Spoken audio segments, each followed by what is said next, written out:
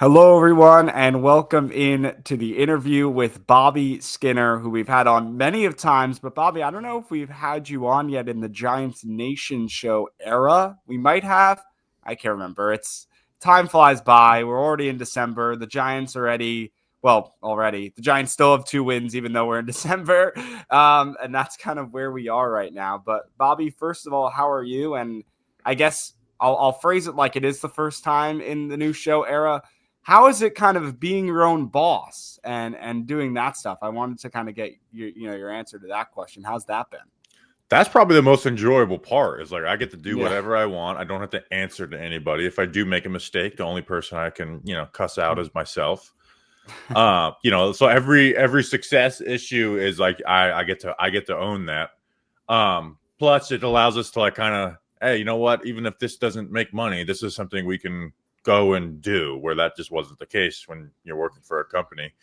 I think the Breaking Big Blue has been a huge success with Jordan Renan. That's something that would have never gotten done. Despite you'd think things like that would happen more with the resources. So it's been fun, dude. It feels like the Spotify Wraps came out the other day, and I'm like, damn, that's kind of like we didn't even have a full year. And this thing is kind of running like a well-oiled machine. So I'm excited. I'm excited to see what it does with a full off season. Especially, Giants are going to get a new head coach and hopefully a new GM, even though I don't think so. Yeah, I mean, I'll kind of transition to that since you mentioned it already. I mean, it was I don't even know. I don't know if you could even describe it as a press conference a couple days back now with Joe Schoen. But I mean, what did you kind of get out of it as the kind of general message, besides him, of course, understanding the questions, which he's very good at? Yeah, there was no way he was going to come out there and be like, wow, great press conference for Joe Schoen. It was flat out impossible because of the way they're at. So I actually think he handled it as well as he possibly could, to the most part. Saying he doesn't double down or make the same mistake twice was probably his biggest mess up, because that's like been a defining character trait for Joe Schoen, is making the same mistake twice and thrice and 4 times and sometimes 5 times.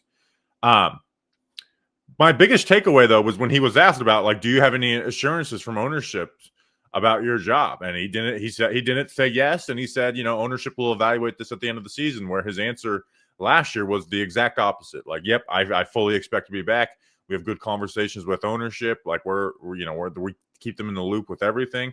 So that was the only thing that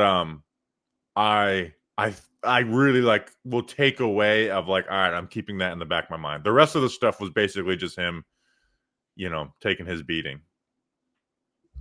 Let's go to Abdul Carter too, because that's been obviously a big story in Giants land. And Joe Schoen didn't waste any time in his opening statement. He even said, "Listen, I know you guys are going to ask about Abdul. I'll just get it right out of the way here."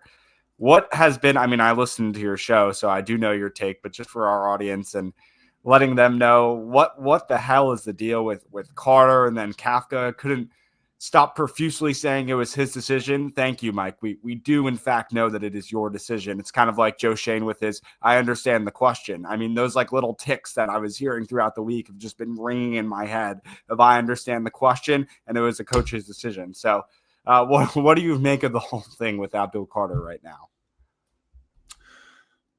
I make of it he needs to start getting sacks. I think Carter has been an effective player. He has more total sacks, hits, and pressures than anybody on the team, and that includes Brian Burns, who has 13 sacks on the season.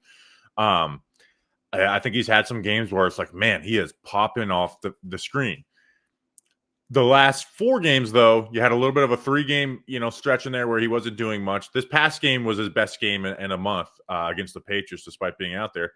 He needs to get sacked and then grow up. Grow up. Like, it's as simple as that. Like, missing meetings, being late to meetings, like, those aren't mistakes. That's being immature, right? A mistake is you jump off sides. A mistake is you got confused by a zone read and you chased the running back when the quarterback kept it. That's a mistake. There's missing meetings is just immaturity. That's not a mistake. So grow up and get sacks, because as much as like, the film is pretty good on Abdul Carter, we didn't draft him 3rd overall to have good film. We drafted him 3rd overall to stuff the stat sheet. And I think that stuff is coming, right? But eventually it does have to come. We have to stop saying it's gonna come eventually. Eventually he's gonna have to put together those games where he has, 4 sacks in 3 games to go with all the other, metrics of quarterback hits and pressures. Just a quick follow up on that, Alex. Sorry, I just wanted to ask you, Bobby.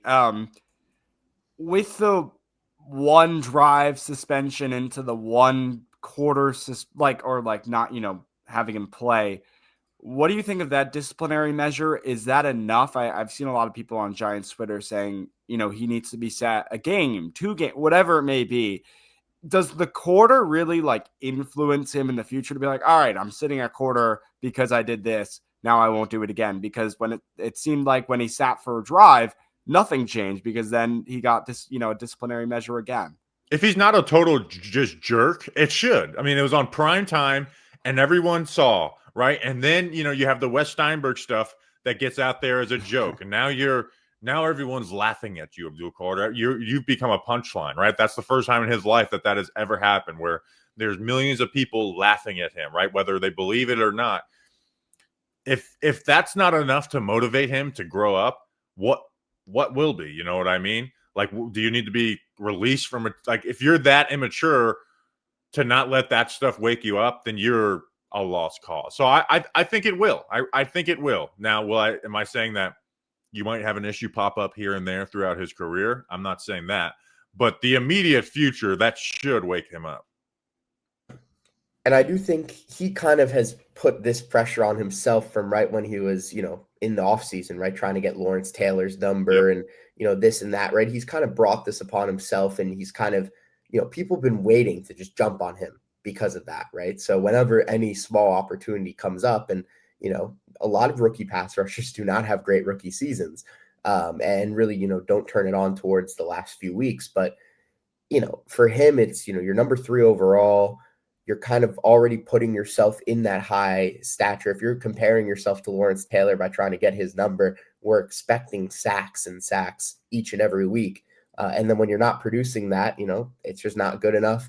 And I'm sure mentally for him, he's probably just a little bit confused. I mean, think about how successful he was at Penn State, right? So it's always an adjustment for these guys, I think, when they come and they're not immediately successful at the next level. But I mean, you can't miss. I mean, 2 weeks in a row, I thought was just insane. I've never seen that before. I mean, I've seen players sit because they were late to meetings for 1 week, but 2 weeks in a row that, it had to be 1 drive and then a whole quarter, I thought was just, absolutely ridiculous. And, definitely needs to grow up, because it's not like he's there and, we don't have any other options at the position. I mean, we are, blessed as the Giants in one spot to have, a few guys who are quite talented at that edge rusher spot. So, he's definitely got to grow up. And, I'm hoping I'm going to see a little bit more progression as the season ends here.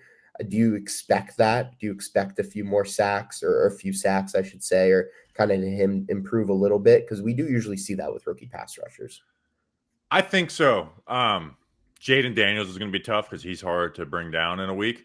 But you get to play the Vikings, the Raiders, and then if there was a game where he was really getting after the quarterback, it was, the Chargers, number 1. But like the Cowboys, right? He had a lot of success against Dallas, right? He even, he basically forced that interception that Drew Phillips had in that first game. So I think a lot of it does have to do with the quarterback, right? And they've played some quarterbacks and teams that get the ball out quickly. Where nobody on this team has gotten sacks except for Brian Burns, right? Like the second most is Nacho with 3. Right. And you even look at some of Brian Burns sacks and you're like, that's more of a right place, right time thing. And Abdul Carter has done that. So I do think he's going to get some more sacks because you get to play, the Raiders and Vikings in there. And then even the Cowboys, as good as Dak is, he's not someone who's extending plays with his legs a ton anymore. So I do, because I think he's been a pretty damn good player. Defensive player wise this year, Brian Burns has been number 1. I think Abdul Carter's been, number 3 after Dexter Lawrence. Obviously, Dex having a down year. So I think he's been effective. So I do. If he doesn't, and he's getting a bunch of quarterback hits and pressures, I'm not going to sit here and cuss him out. But it's going to be an entire offseason of saying, hey, that was all nice. You have to finish this year, because if you have 2 years in a row where you're not putting together the sack production, you're not living up to that 3rd overall pick. You're talking a little bit about the upcoming schedule with Commanders, Vikings, Raiders, Cowboys, the last 4 games for the Giants this year. When I'm looking at that list, there's none to me that says, yeah, if Mike Kafka can string a win here or string a win there, he's in the running, or obviously he's going to get an interview, but like he's in the running to be the next head coach. And for that matter, Joe Schoen as well, although apparently he's sticking around for the next head coaching shirts. What do you have to like? What do you think of with Kafka and Shane and these games against poor opponents, really? And I live with a Cowboys fan here. They're a poor opponent. I don't care about the in the hunt BS. Cowboys aren't a great team. So anyways, like what is that? What can they even show at this point for either of those guys? Mike Kafka can't show anything. I don't think even going 4-0 in this stretch, which is not going to happen, could show anything. The reality is neither can show anything. Like, you're 2-11. You know, you've lost to the same, like, you've lost to bad teams as well too. Like, congrats that you've kept some of those games tight. Like, but you've lost more games than anybody in the NFL. Like, congrats on some of those being a little tighter. You know, it would have been nice to get like a surprise win, not just a surprise tight loss. So the reality is nothing can change. Nothing should change, right? Ownership should look at Joe Schoen, whether they're keeping him or not, and being like, all right, this is what happened. But it feels like they're asking him to, like, hey, don't lose these games or else we're going to be really mad, which, again, is a terrible way to do business. You should be able to evaluate them without these 4 games. You know, just imagine Jackson Dart, gets sick and he misses the next 3 games, right? Like, it shouldn't make any difference what happens in these next 4 games against 4, like you said, 4 bad opponents. Like, the Cowboys are the best of the bunch, but they're the worst, second worst defense in the NFL, only to the Cincinnati Bengals. So, like, even in there, you've got a bad team. So, I think they might even be playing like 4 of like the bottom, like 4 defenses and offenses. So nothing should, but I think Giants ownership is looking at this and being like, all right, well, you better not lose these games or we're going to actually think about firing. Right. I just don't understand because, John Mara at the end of season press conference last year, now what I feel is kind of contradicting himself if what they said in the statement when they, fired Brian Daboll is true, that Joe Schoen will be here for the coaching search, because he said, things are going to have to be different next year, or I'm not going to be as unhappy as I am right now, whatever the, thing he said. And then to be like, all right, well, we only had 2 to whatever it ends up being. I'm going to say like 2 to 4 wins this year. Joe, you're fine. Let's stick you around and we'll have you pick the new head coach and the next coaching staff. It doesn't make sense to me. Then that just contradicts everything that John Mara made a public statement about, basically putting the head coach and the GM immediately in the hot seat during the offseason to then just let one of them stay. And that's what I just John Mara doesn't care. He cares about optics and how he comes off. Like, he doesn't really care. He wants to keep everything the same because it's comfortable. Right now, he's dealing with a cancer battle, and he's doesn't want to he doesn't want to give up the reins, but he also doesn't think that he's capable of doing a GM search, which is, again, $1 billion organization, $10 billion organization. Kind of embarrassing that you're running it that way. But. So, like, he like last year, he kept Joe Schoen and Brian Daboll. You know what he should have done, right? And again, he should have fired them is what he should have done. But when he decided to keep them, back them. Say, I believe. Not, I better be in a better mood. I'm not sure we're in a better place. No, he should have went out there and backed them and gave them confidence. Instead, what he did was basically be like, yep, you guys are fired next year if this doesn't completely turn around. And now Brian Daboll is fired, and things are almost worse. The only difference being is you have a quarterback in Jackson Dart now, and like now he's backed himself into a hole where he basically told us he would fire these guys, and he's not going to with Joe Schoen. Yeah, and it's like, I don't get it because, you look even last year, the head coaching options last year, if they were to have fired Brian Daboll and Joe Schoen, the GM options, much better, most likely, than what we're going to have this time around. I mean, you look at Mike Vrabel, obviously, what he's doing with the Pats, Ben Johnson with the Bears. I mean, it's going to look silly if they end up now, getting one of these other guys who doesn't really work out while we see those guys kind of thriving on their new teams. And, it always seems like John Mara is a little bit late to the punch Well, every single time. Even with that, Alex, you know what is out there? Some good head coach. Some good head coach is out there, but it may not be obvious, right? You have to go outside the box. Look at the guys they brought in the last time. They brought in Brian Daboll and Leslie Frazier, who worked with Joe Schoen in Buffalo. They interviewed Patrick Graham. So basically they did 3 interviews with people they knew intimately. Then they brought in Brian Flores, Dan Quinn, and then and Lou Anarumo, right? Another guy who had been with the New York Giants, and Lou Anarumo. And nobody thought that Lou Anarumo was actually going to get that job. So they didn't even do a real head coaching Brian Flores, right? And that's why he sued them. Yeah, they even screwed that one up for the future. Right. Kevin O'Connell was laughed at. Guess what? Kevin O'Connell's a coach of the year. Kevin O'Connell is one of the best coaches in the NFL, and you didn't interview him because it wasn't the most obvious one, and people laughed at the Vikings a bit for hiring him. But the reality is that was the best coaching hire of that cycle. So go find somebody, right? It's like the excuse last year, we can't fire Shane Bowen because we can't get anybody better.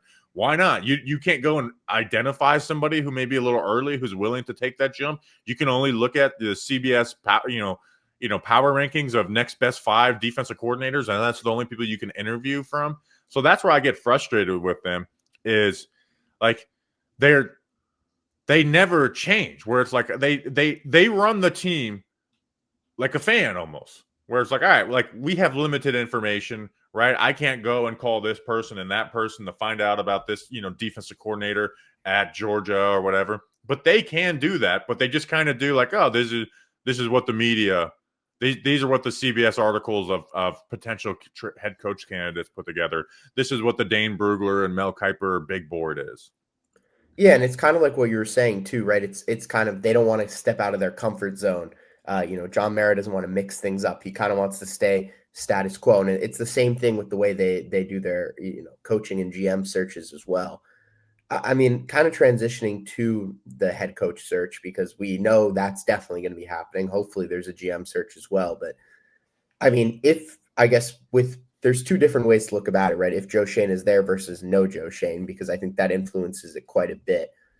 If Joe Schoen is still sticking around, are you expecting kind of the Lou Anarumos and the other, kind of more safer options, the more connected options, I should say, versus some of the other guys that have been floated around if Schoen, potentially was fired?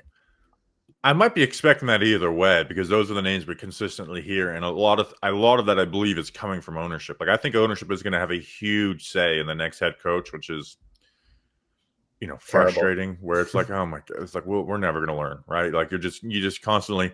My worry is not having a guy with leadership or experience, right? I've even actively said, I think retreads can be a good thing. I did it's Bill Belichick skews it a little bit, but go look at the last 25 Super Bowl winning head coaches. I think 18 of them were retreads, right? You have Andy Reid in there, Gruden, Dungy, so there's so many, Gary Kubiak, so there's so many Super Bowl winning coaches who have done. I need to just put that on a note, because I cite that all the time without the exact number. But it's they have a lack of accountability and discipline issue, so they're going to look to let's fix that. And I just hope they don't create more issues by fixing one thing, right? They go to plug another hole, but they bust 3 other ones wide open by hiring some, boring, stale offensive coordinator, and that messing with Jackson Dart's, development. So those are the things I'm worried about. Like a Mike McCarthy, for example. I'd keep seeing that. Oh my God. Which I understand he's won games and stuff. But it's man, what about that guy inspires you that he's going to lead us to Super Bowls? I understand that I would take 12 wins 3 years in a row and stuff, but the goal is still Super Bowls. The goal is to find a guy who's going to be your head coach for 10 plus years. Do you believe that is the guy? And what bothers me, I mean, both of you guys talking about sitting tight, waiting, trying to just being comfortable with what's going on. And Bobby, you said those 2 guys and Shane and Daboll should have been fired last year. And then what I find just honestly hilarious is that somehow Shane Bowen ended up sticking around on the team longer than Brian Daboll did. It just Yeah. baffles me that, like, I don't know if it's entitlement, I don't know what it is, but how is that even possible that the defensive coordinator, who's been horrendous in his job, ends up sticking around longer than the head coach? Like, I feel like one either goes with the other or one before the other. That just honestly just made me feel like I don't really understand what the hell is going on here. How do you get rid of one before the other? Yeah, it was again plugging holes, not making like big. It's like what was even the, like you said, what was kind of the point of that? Just getting the Right. toxicity of Brian Daboll out there. It's like you cited the fourth quarter losses, and guess what? You had two back-to-back fourth quarter losses in a row, and then you fire Shane Bowen, and Charlie Bullen got like extra aggressive, and they got torched by the Patriots. So they just. Right. They try and fix one thing at a time, right? Like that's kind of been a Giants issue. It's like bad self-evaluation and trying to fix one thing at a time, hoping that fixes everything. And I guess with that now and looking towards the draft, listen, I don't know how much you've looked into prospects. I'm not even going to mention players by name. We have to start doing our draft research when winter break kind of rolls around here in the next couple of weeks because there's nothing else to really do. And so I ask you, at least position wise, with that first round pick, if the Giants don't end up trading it back, it will most likely be in the top 5, if not top 3. What position group or groups are you looking for the Giants to pick there? Yeah, so I don't know names, but I have like you listen to what other people say to try and get an idea. Then you watch the players and make your own decision. Really, is I want to attack the offensive line and the defensive tackle group. Again, there may not be any of those guys there worth taking, but that's where it's like I want to get bigger and stronger up front on the trenches, right? It's been ignored for too long. I understand the offensive line is like passable as a pass protecting group right now, but like they can really serve to improve. Jermaine Illuminor is a free agent as well. Greg Van Roten's a free agent. Those guys aren't long-term pieces. Runyon's not even a long-term piece, despite being a little younger. JMS isn't very good.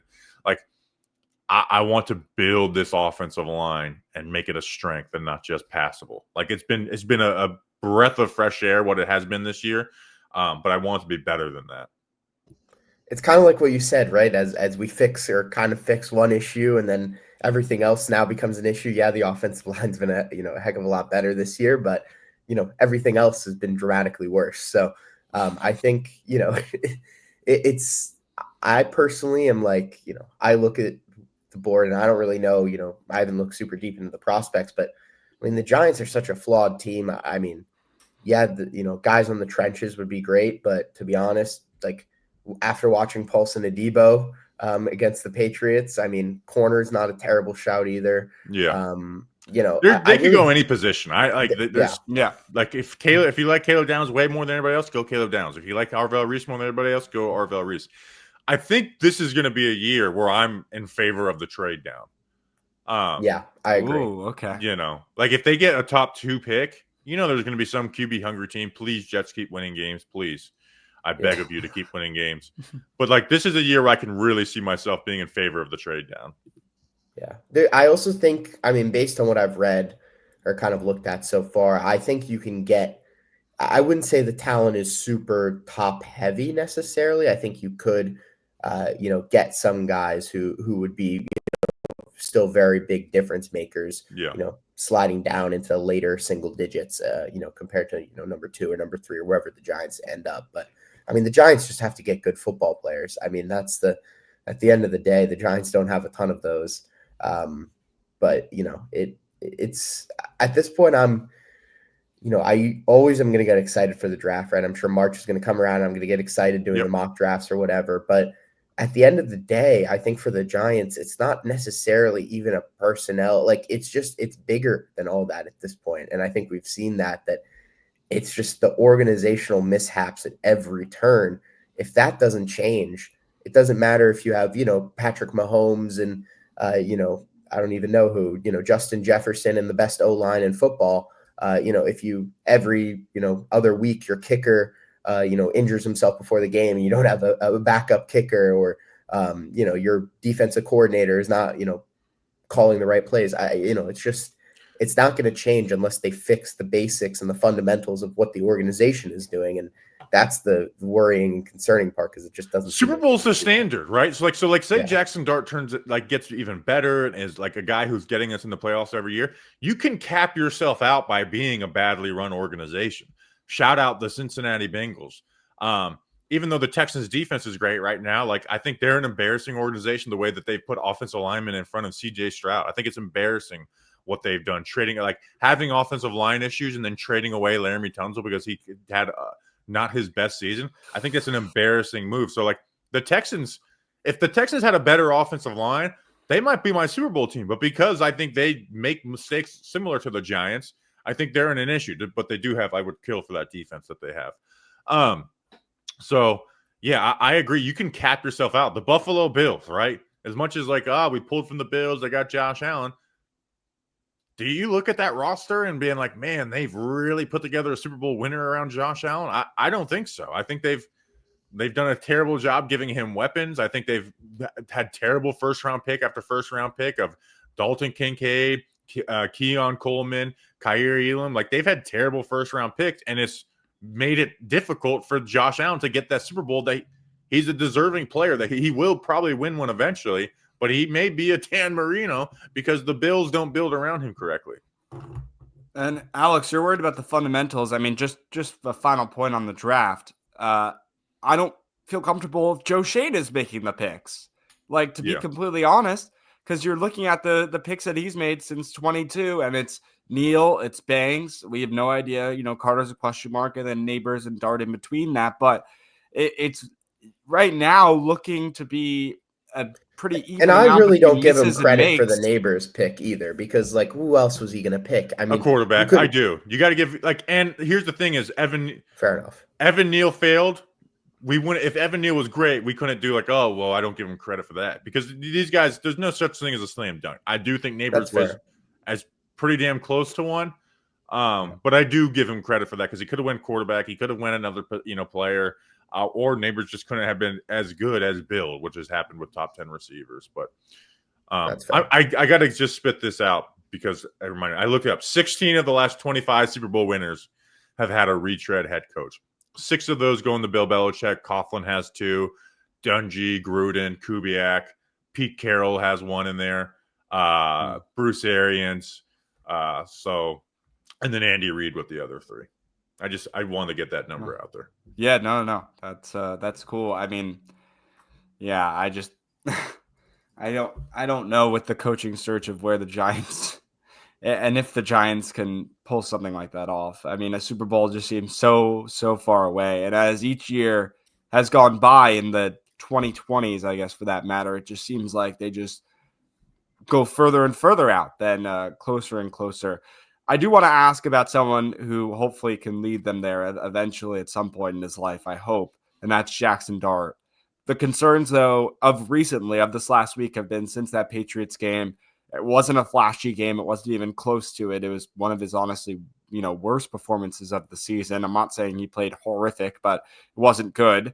And also the whole issue with concussions and injuries for Dart is now on the top of the hill, and everyone's worried about his future.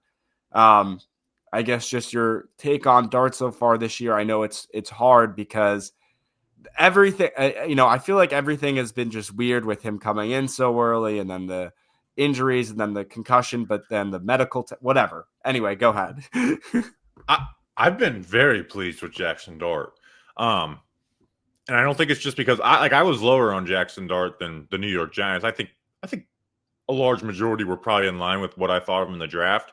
But I've been extremely pleased with him. Like, he looks like he belongs, man. Like, where I was worried that he might not look like he belongs, especially as a rookie.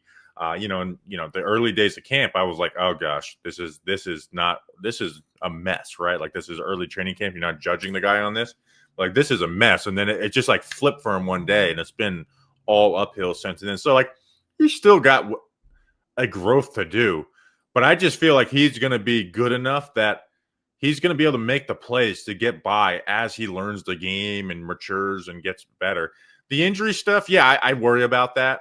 I think it's become way more overblown as a talking point because he hasn't had these stupid plays over the last two games that he's played, despite getting injured and having that big hit on prime time. Like, he did take that big hit on prime time. That wasn't a stupid play.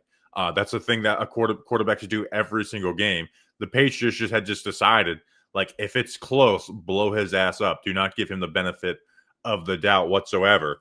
But he was sliding in the Bears game. He didn't take any really big hits in the Chicago Bears game. It's just when he fumbled, he popped his head off the ground when he was trying to recover his own fumble. So he'll get injured again. What you don't want is what Daboll was doing is in fourth quarter blowouts, running quarterback power to try and, make the score differential a little different, number one.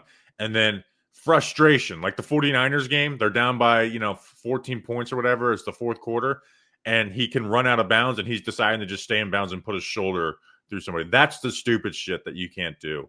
But he'll get banged up. Like, he's a running quarterback. That's going to happen. The days of guys not missing any games is far and few. It's just not there anymore, except for the guys like Mahomes and Allen, who are somehow able to just avoid any injury. Yeah, I mean, he's been way better than I thought he'd ever be. From watching his college tape, and he's made drastic improvements. And you got to give Brian Daboll credit for that, because he spotted that guy, obviously.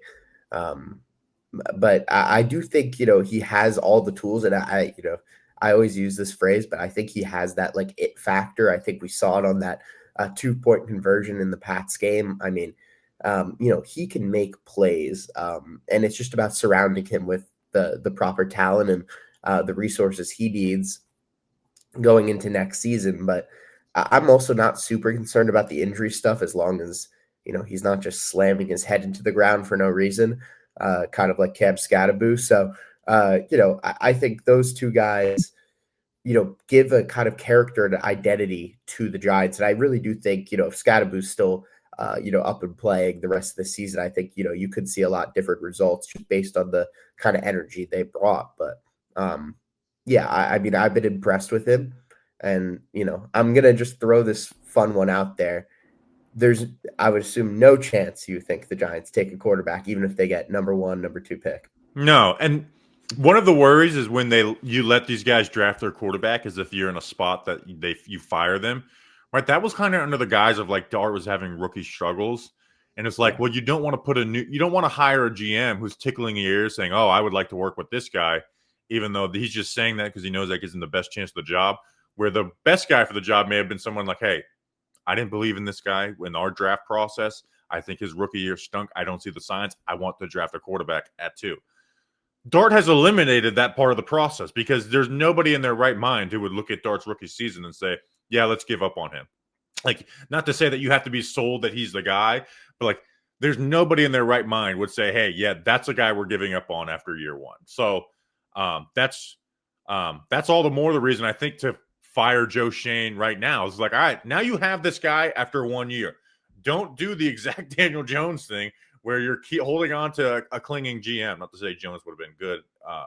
Anyways, but you're holding on to a GM, and that GM sucks, and then you fire Joe. Like, let's start this thing fresh and get all behind Jackson Dart. And if he works, then it's awesome. If he doesn't, you're letting that GM and head coach hire or probably get another quarterback in 2 years from now if you don't feel like he's the guy worth moving forward with. I'm putting together little notes right here of like kind of like thoughts and ideas.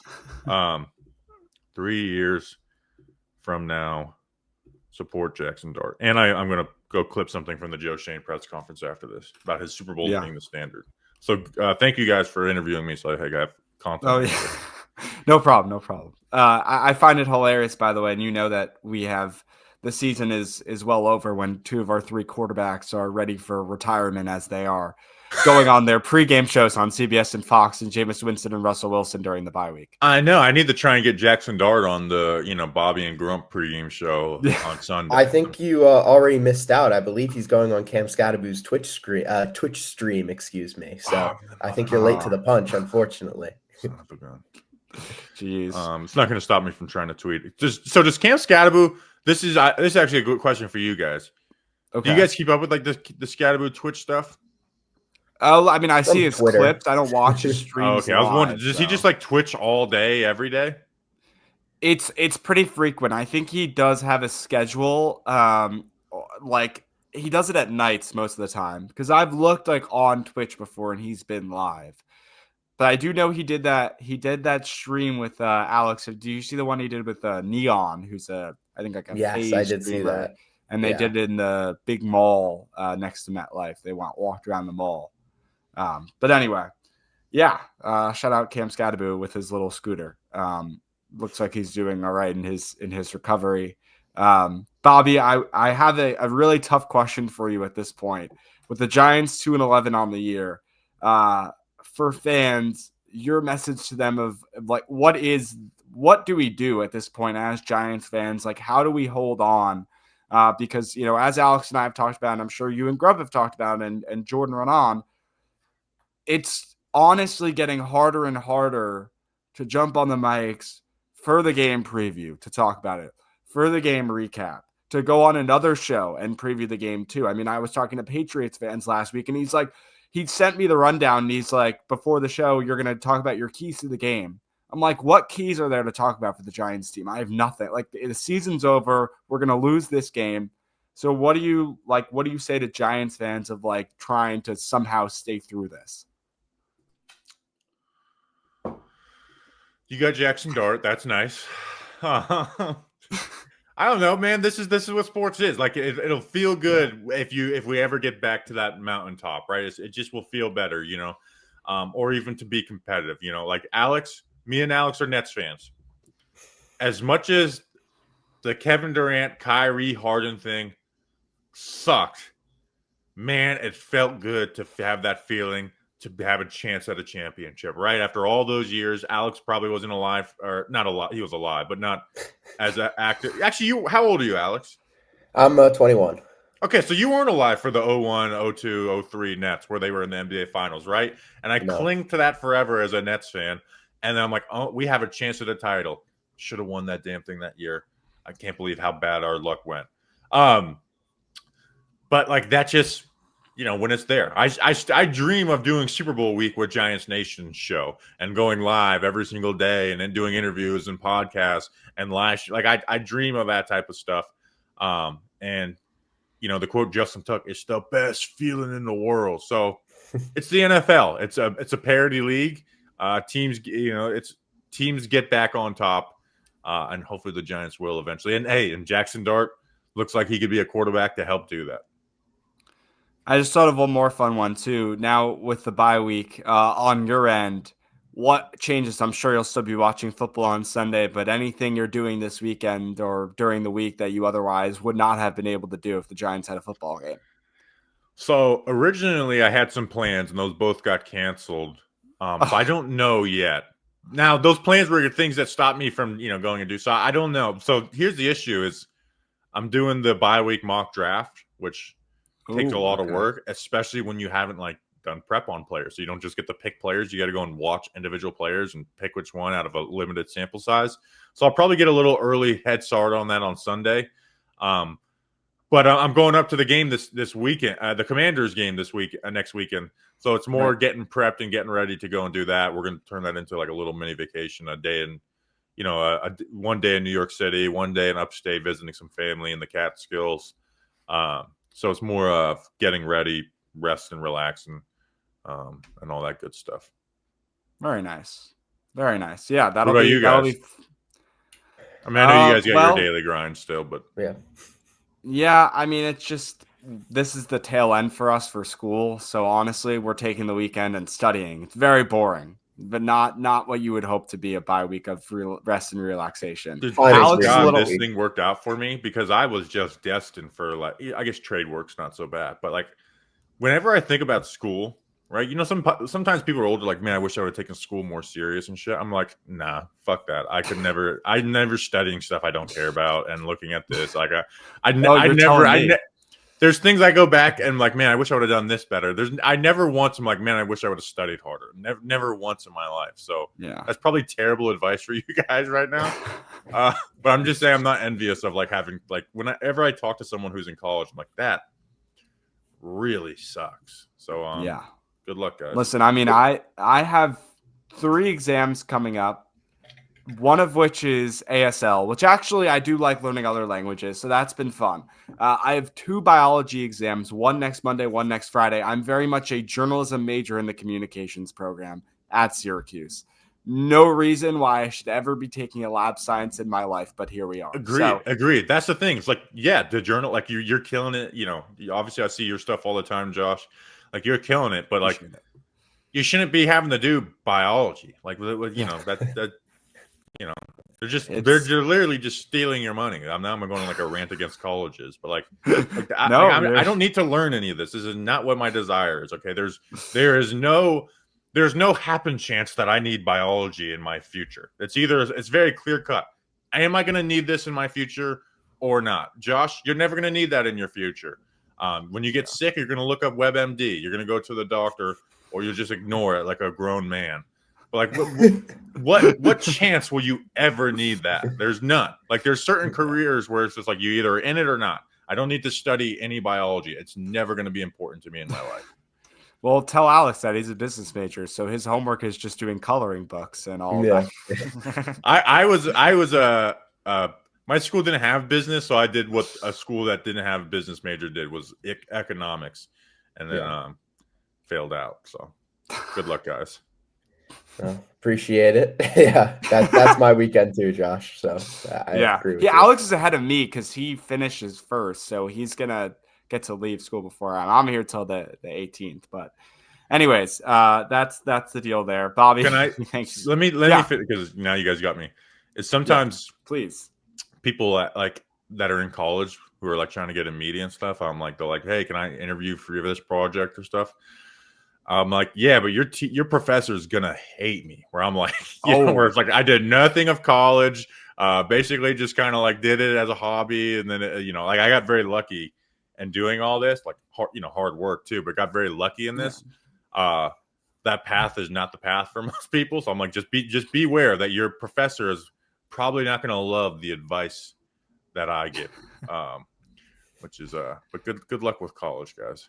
It is funny. They just started like a creator network here, like within like the last month of like a creator economy networking about like being a self-starter and your own brand, which I find it very interesting in this day and age. That's gonna end up becoming a major. So yeah, pretty cool. But yeah.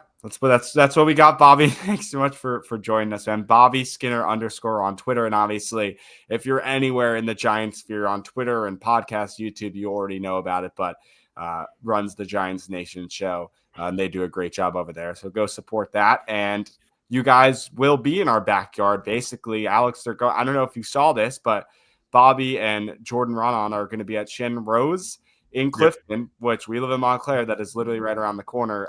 Next. What would it be now? Not this December 15th, I believe, Monday after the Commanders game. Yeah. Yep. Oh, yeah. So definitely go there. Alex, I don't know if you're home yet, but if you are, go there. I was going to go there if I wasn't at school still. So definitely go check that out. But Bobby, thank you so much for joining us, man. We really appreciate you guys.